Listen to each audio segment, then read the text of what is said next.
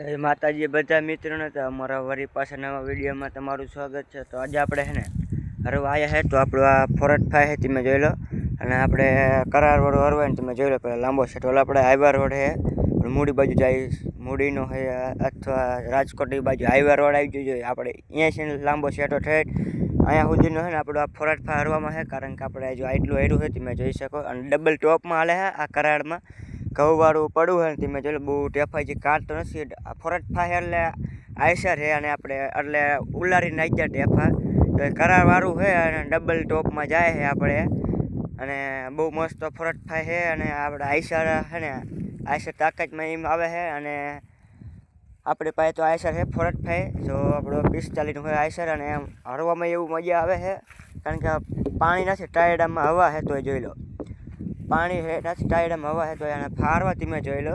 આ કરારમાં આપણે ઉખાડવાનું, પછી આ હરી જાય તો પછી આપણે આમાં લીટું નાખશું। જો આપણે એમ તો લીટું નાખી લો છો આપણે, પછી તો ખાલી ચેક કરી ઉખડી તો જાય આના જેવું આના ટોપલિંગ જોઈ લો તમે પહેલાં આ રીતનાનું ટોપલિંગ સેટિંગ રાખવાનું, તો તમારે છે ને ડબલ ટોપમાં જાય આઈસરવાળાનો અનુભવ। આઈસરવાળા જો આ રીતના બાવડા રાખે તમે જોઈ શકો, આઈસરવાળા આ રીતના બાવડા રાખે ને તો ડબલ ટોપમાં જાય, અને આમ હાવ ફોરું દાલે છે કરાડમાં, અને ઘઉંવાળું પડ્યું છે હાવ ફોરું હાલે।